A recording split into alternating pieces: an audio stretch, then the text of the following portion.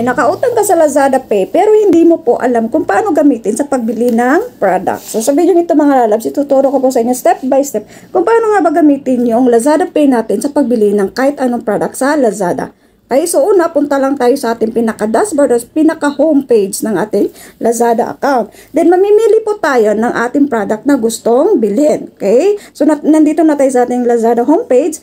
Pili po tayo ng product na gusto natin bilhin. So, sa akin, dito nakapili na po ako ng product na gusto ko pong bilhin. At paalala lang po, bago po tayo bibili ng product, ay tingnan niyo po muna yung rate, kung ilang rate yun, kung magandang product ba, kung ilang nabinta na ba yung product at yung review, para po hindi tayo magsisi, no? Kung bibili tayo ng product, kung maganda yung product, ay di mas maganda. Okay? So una, punta tayo dito, kasunod ay buy now. So click lang po natin yung buy now. Okay? Pag-click po natin sa buy now, dito po tayo kasunod mapupunta. Okay, so dito, click lang po natin ulit yung buy now at meron pong pagpipilian dito. Pili lang po dito sa dalawa kung alin pong gusto ninyo.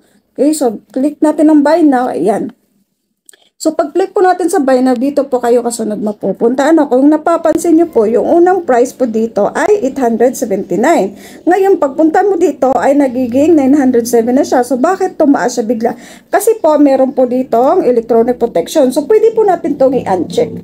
Pag-uncheck nyo po, ito na po, magiging 863 na po siya. No? So wag nyo po agad-agad i-click yung place order. So pag-click nyo po yan sa uncheck na yan, mag-scroll up po kayo para makita nyo po tong Lazada Pay Later po sa select payment method po. So piliin nyo po to, i-click nyo po to muna. No? So pag-click nyo po, ito po yung kasunod na pupunta. So dito, meron po siyang tatlong paraan kung paano magbayad sa Lazada Pay. So dito, pwedeng bayaran mo sa susunod na buwan kung kaya mo na siyang bayaran. So konti lang yung interest niyan. So mula sa 700, magkano ba yun? Mula sa 763, magiging 788 lang siya sa sunod na buwan kung babayaran mo agad.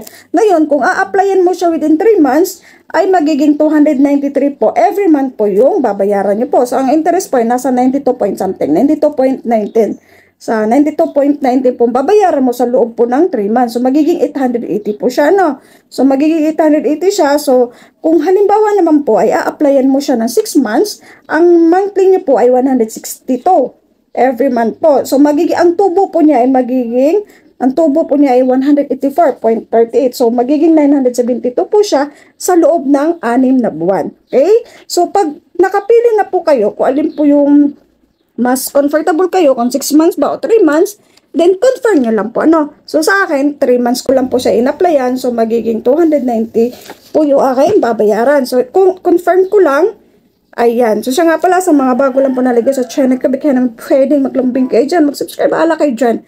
Then, confirm nyo lang. Pag-click nyo po sa confirm, ito po yung kasunod. So, pwede nyo na po i-place order. Ayan, so, place order po natin.